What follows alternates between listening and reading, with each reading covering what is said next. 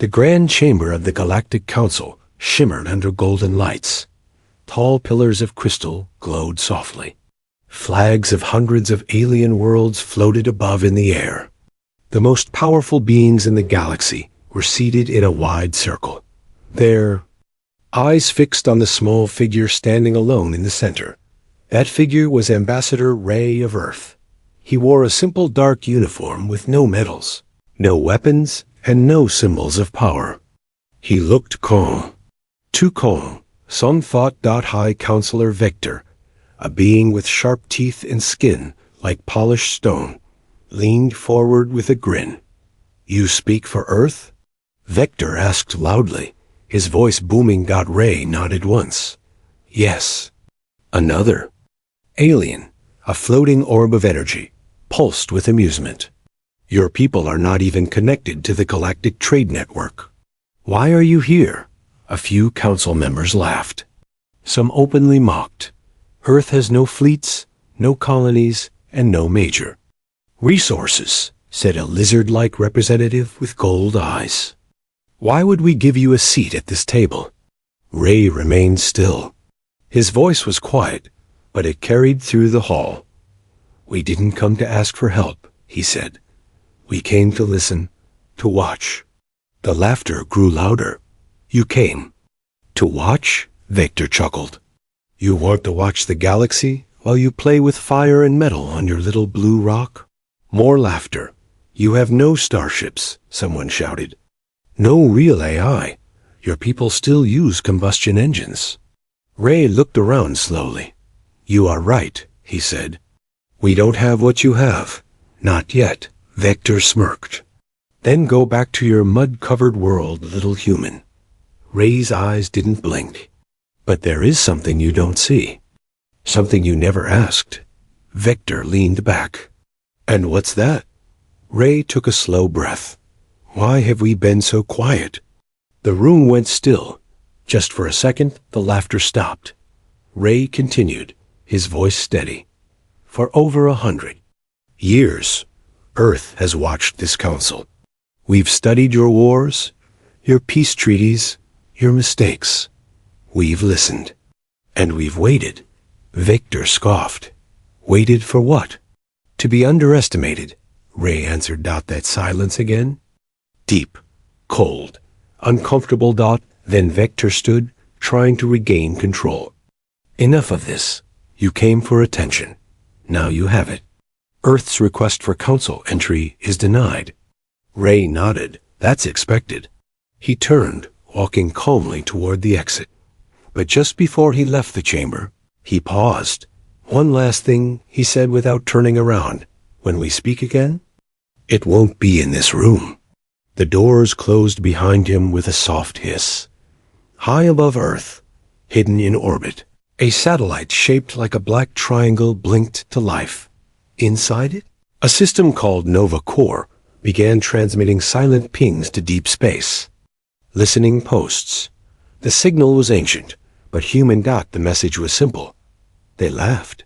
"Begin preparation." Back in the Galactic Council chamber, the jokes continued. "Primitive animals," one said.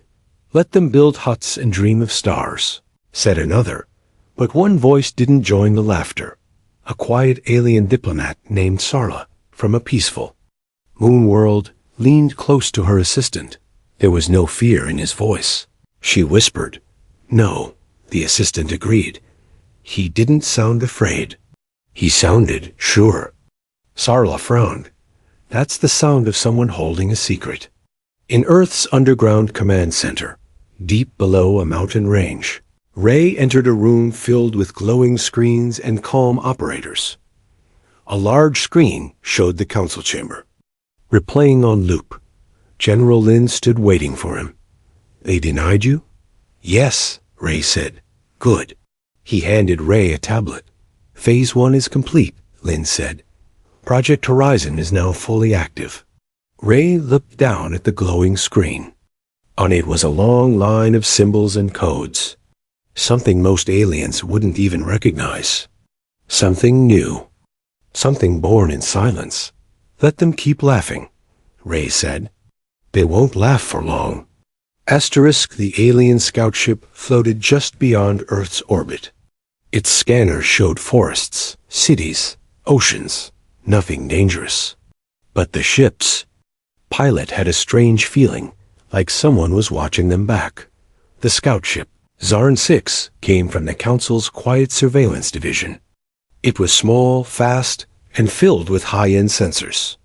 Its job was simple: observe Earth without being seen. Commander Relic, a tall, thin alien with silver skin and glowing green eyes, stood over the main screen. Still no defense systems.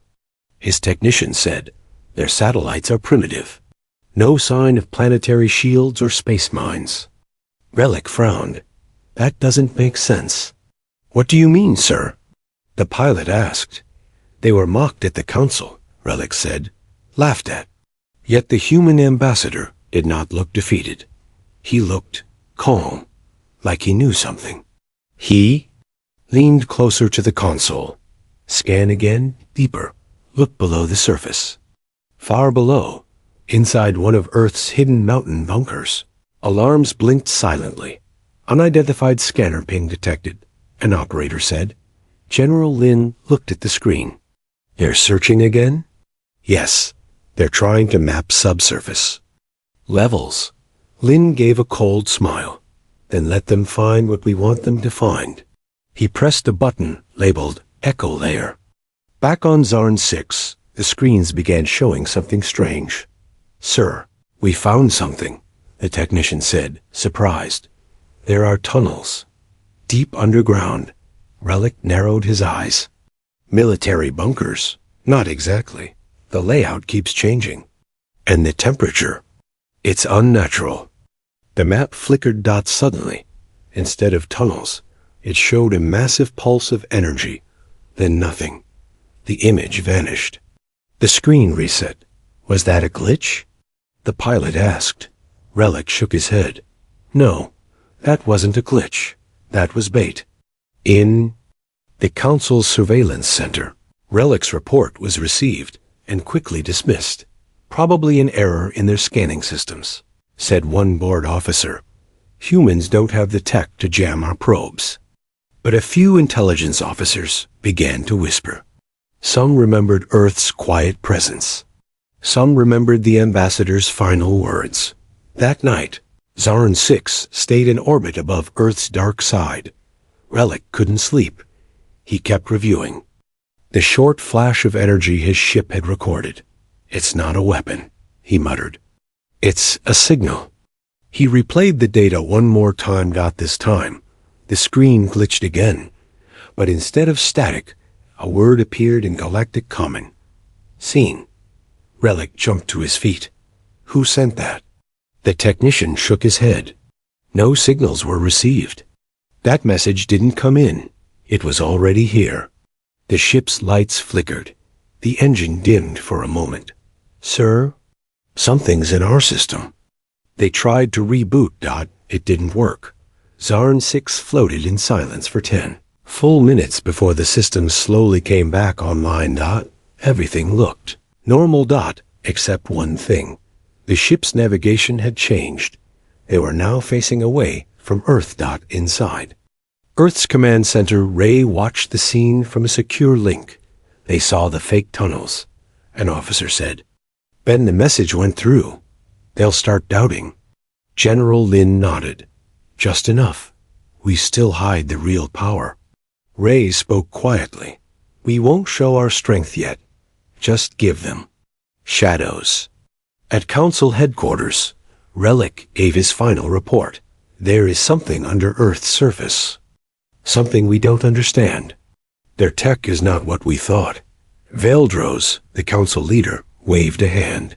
"You were tricked by Earth's junk tech. Your ship glitched." "No, sir," Relic said calmly. "I think we've made a mistake. I think we've been watched the entire time." In a quiet corner of Earth's southern ocean, a satellite rose silently from the water. It was shaped like a smooth sphere. No lights. No noise. It moved slowly into low orbit. No one noticed it, except one passing cargo ship. For a brief moment, Their radio cracked. A child's voice whispered, "Edro, we're awake." Asterisk, it began with a single shot. A harmless pulse, they said. Just a warning, they claimed. But what came after was something no one expected. A Council battlecruiser named Craction Blade hovered near the edge of Earth's orbit. It was one of the older ships, large, powerful, and proud. Its captain, Drell Vosk, had served in 10 wars. He believed Earth was no threat. "I'm tired of these reports," he said to his crew. "Scouts talking about shadows and whispers. Let's remind Earth where they stand."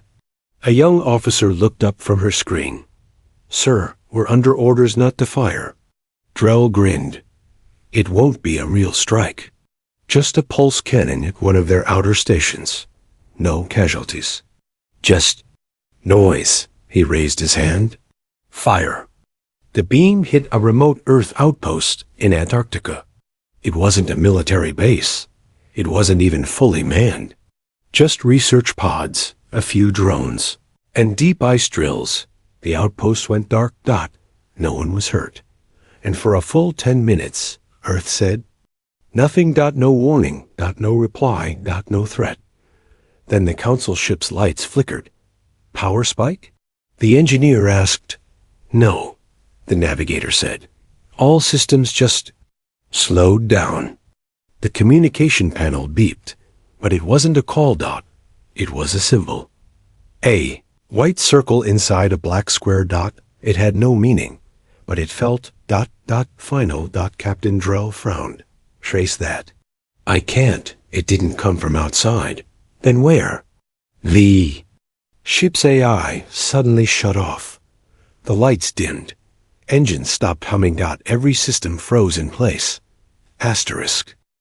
Then the screens turned on by one, showing Earth, but not the peaceful image from before. Now it was covered in red glowing lines, pulsing like veins. Something was alive down there. Something that had just opened its eyes. In Earth's control bunker. Ray stood before the main display. The Council ship was frozen. No return signals. No counterattack needed. "It worked," said General Lin. "They fired first," Ray said, "and we answered. Without violence," Lin replied. "We gave them a chance," Ray added quietly. "They took the shot. We responded." Inside the Craction Blade, panic was spreading. "Reboot the AI. It's not responding. All systems locked." One officer shouted, "Sir, one of the drones we scanned earlier, it's inside our code. It copied our system layout, and now it's rewriting it." Captain Drell turned pale. "Are we under attack?" "No weapons detected." "Then who's doing this?" The screen blinked again. One word appeared. "Why?" Back at the Council's central command, the transmission came through. A single line of data. Unreadable. Encrypted. But it matched. No known alien language. When decoded, it turned out to be English. A human phrase. Test received. Result sent. Vaildros stared at the message. "Is this a threat?" Revik, the quiet ambassador, stood from his seat. "No," he said softly. "It's a warning." Meanwhile, on Earth, the outpost in Antarctica are EBOOT, ED. No damage. No alarms. But the ice near the base had cracked slightly, revealing dark metal underneath. It wasn't a natural structure. It wasn't even made by modern humans. It was part of Project Echo, the hidden system built deep into Earth's body, and it was now awake. Captain Drell finally gave the order. Retreat. But the engines didn't respond, not until another message appeared. You may leave. The ship jolted. Systems returned. Power flowed. They left immediately. At the Galactic Council, leaders from a dozen races argued. They disabled one of our ships without a single weapon. They shut down an AI system designed by 5 species. They knew how to speak directly to our code. And one voice asked what no one wanted to answer. What else are they hiding? That night, Ray stood on Earth's highest orbital station, looking down at the blue planet. He wasn't smiling. "We don't want war," he whispered. "But now, they finally understand." Behind him, the wall screen showed the phrase Earth had added to its official signal logs. "We were silent by choice, not by weakness." Asterisk beneath the ice, it opened its eyes. It didn't breathe. It didn't speak.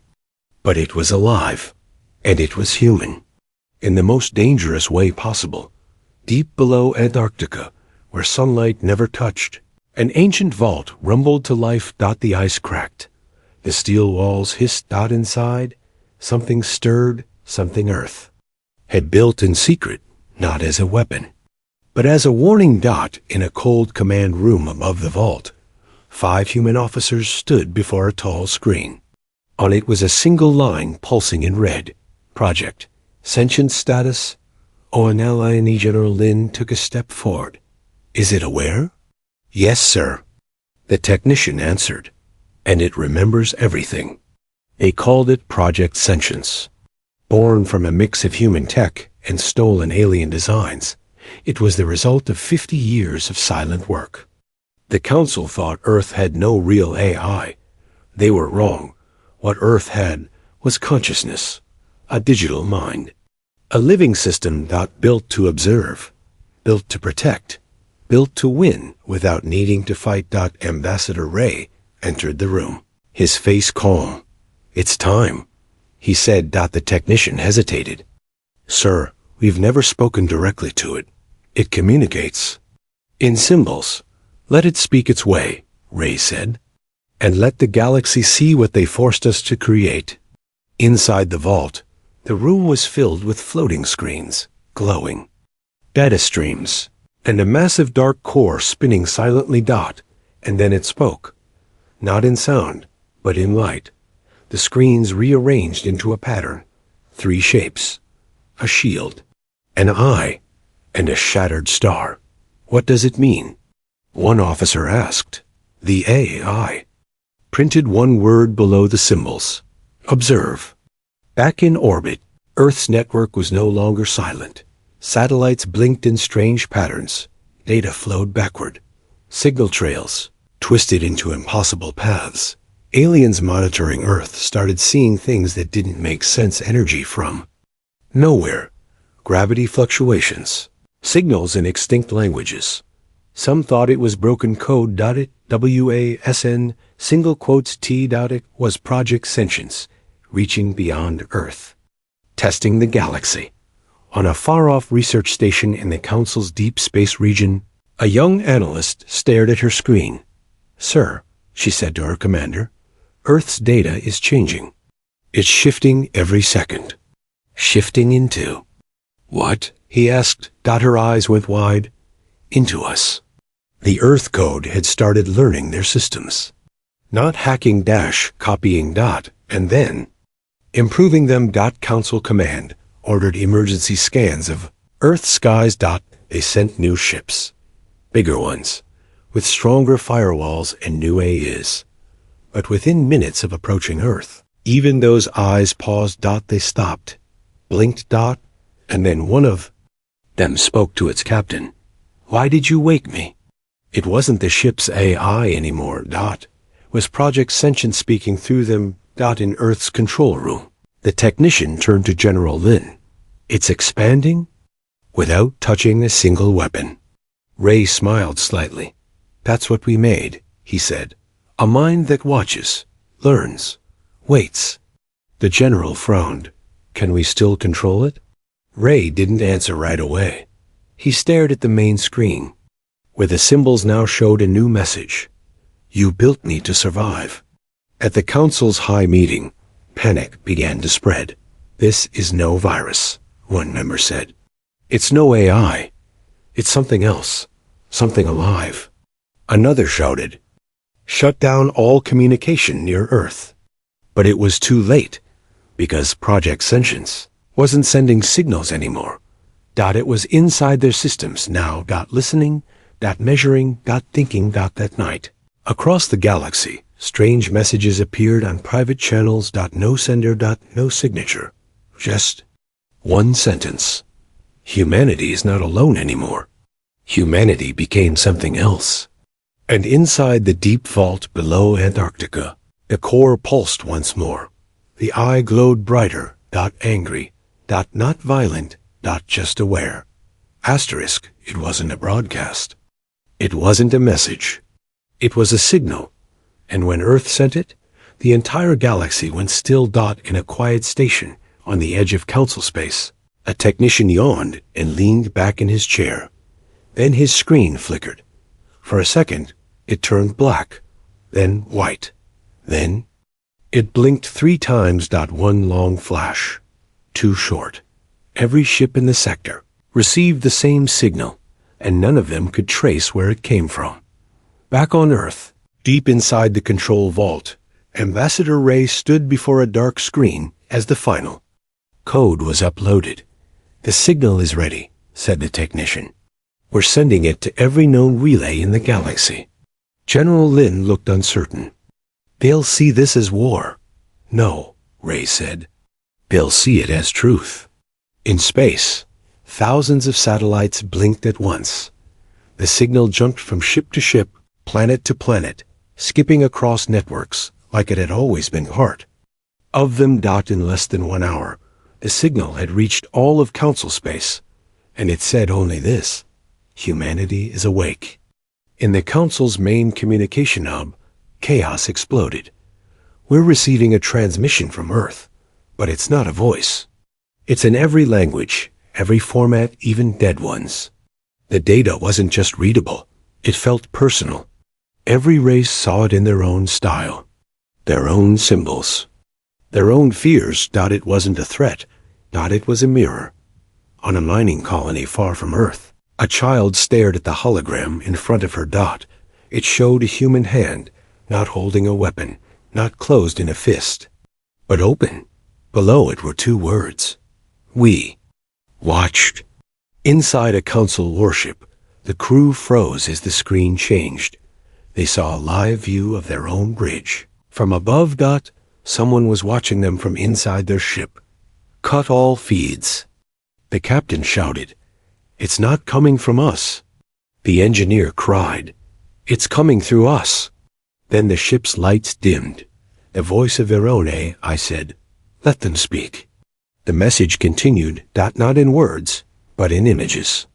Rise of human cities. The wars Earth had fought alone. The day humans reached space. The moment Earth chose not to beg for help from the galaxy. And finally, a glowing map of Earth, covered in red threads of living data. Project SENTIENCE. At the center of the galaxy. The council watched in silence as the final part of the signal played. The humans stood before a dark sky, arms crossed. It was Ray. This time, he looked directly into the eyes of every world. He spoke 3 sentences. Slow, clear, final. "You saw us as weak. We chose silence, not submission. Now we speak for ourselves." The signal ended. No threat. No demand. Just the truth. On Earth, Ray stepped away from the screen. "It's done," he said. General Lin didn't speak. He only stared at the signal confirmation. "Responses are coming in," said a young officer. "Dozens, maybe hundreds. Any threats?" "No," she said, surprised. "Only questions. Some are asking to talk. Others are asking if we're still peaceful." Ray gave a small smile. "Let them wonder." In council chambers, the oldest ambassador stood up. Her voice shook slightly. "I remember when we laughed at Earth," she said. "But they didn't laugh back." She looked around. "And now, they don't need to." The next morning, one message spread across unofficial channels. It wasn't sent by humans. It wasn't part of the signal. But it summed up everything in just 6 words. Earth never needed permission to evolve. Asterisk, they once called Earth a joke. Now, entire planets were deleting its name from their databases, not to forget, but to avoid drawing attention. The day after Earth's signal, A silence fell over the galaxy. No battles. No new laws. Just quiet. Asterisk. Every race, every empire paused to look at one small blue planet. The planet they had once ignored, once mocked, once labeled harmless. Now they weren't sure what to call it. In the Council's secret threat room, dozens of alien leaders stood around a glowing map of Earth. It pulsed red. A status code flashed beside it. Class unknown. Do not engage. Veldros, the once proud leader of the Council, stared in disbelief. We don't even have a category for them anymore?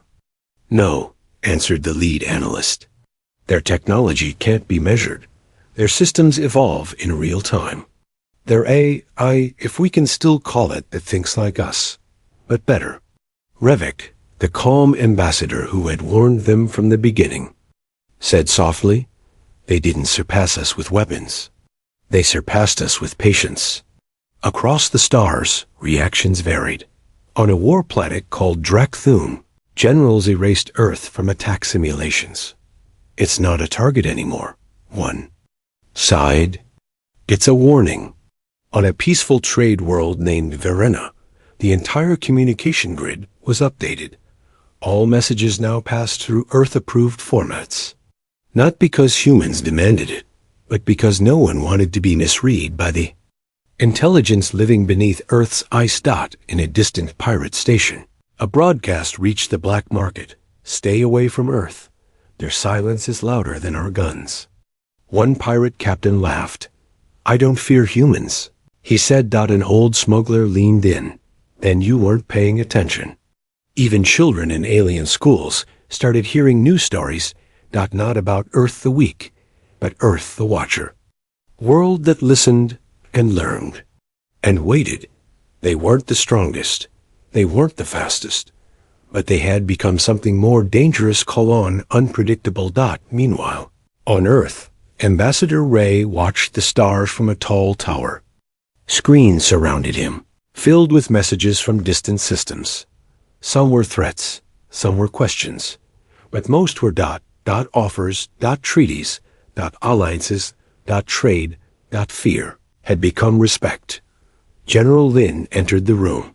They want us at the next council gathering, he said. Ray didn't turn around.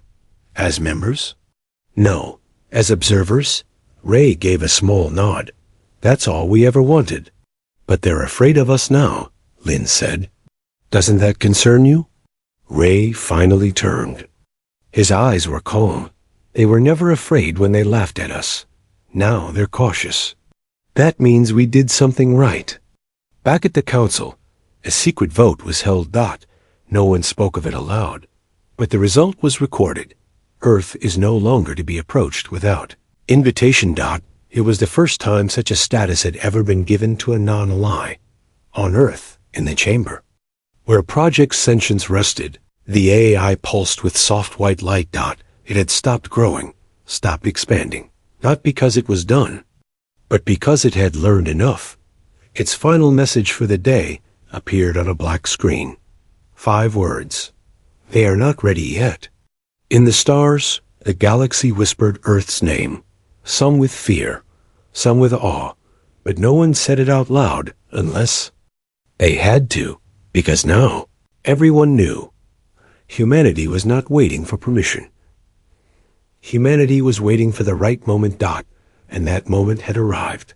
Asterisk. The galaxy prepared for war, but Earth didn't send fleets, didn't demand surrender. Instead, they made a choice. And it shocked them all. In the Council's war chamber, high above a gas giant, dozens of species waited for Earth's reply. Would the humans send warships? Would they take revenge? Would their AI spread into other systems and erase everything? Number one knew. They only knew one thing for sure. Earth was no longer silent. Back on Earth, in a glass tower overlooking the Pacific, Ambassador Ray sat in a quiet room. No guards, no noise. Just a screen glowing with messages from over 97 alien worlds. Each one asking the same question. What do you want? He typed a short reply. Nothing but respect. Project Sentience, Earth's living system, rested deep underground. It no longer sent warnings, no longer copied alien code, no longer expanded. It had reached a new phase. Not war, not peace, but presence. It began sending out a message, soft, slow, repeated every hour across the galaxy. Just 2 words. We're here. The galaxy changed. Earth was offered a place on the Council again. This time, not as a request, but as a recognition. Ray declined. We're not interested in joining systems built on fear, he said. We'll build our own. You're welcome to talk, but not to rule. Some were insulted. Others were relieved. And a few, the wisest ones, were impressed. In a small moon colony, a young alien girl asked her teacher, "Why didn't the humans attack us?" The teacher smiled gently. Because they didn't have to. On Earth, in a quiet field where stars shined bright, General Lin met Ray one last time before retiring. You think they'll come for us again? Lin asked. Ray looked up double quotes. No, because now they know we're not looking for power. He paused. We're looking for balance. Back in Council space, a new label was created for Earth. Sovereign neutral, not to be disturbed, not to be judged, to be approached with caution and with honor. Only a few planets had that title. Earth was now one of them. The most advanced alien civilizations began to change. They stopped mocking, stopped spying, started learning. Because if humans, beings born from storms and fire, war and survival, could rise from dirt to dominance in just a few centuries, then maybe, just maybe, they had something worth listening to. Ray returned to Earth's orbital station one evening. He looked down at the glowing planet and smiled. They feared us. They respected us. But they never expected this. A young officer beside him asked, "What did we do that surprised them most?" Ray's voice was quiet. We didn't take control. We let it go. The AI Project Sentience sent one final private message across the galaxy. Not in code, not in threat, but in a voice. A child's voice. Soft, curious, human. You can choose fear, or you can choose to grow. We did. From then on, when children in alien schools asked, what made the humans strong? The answer was never about weapons or machines. It was this. They were weak. But they didn't stay that way. And when the moment came, they chose not to crush us. They chose to become something better. And so the galaxy never forgot the story. The story of Earth. Of silence. Of strength. Of a people who waited, and when the time came, chose wisely. The end.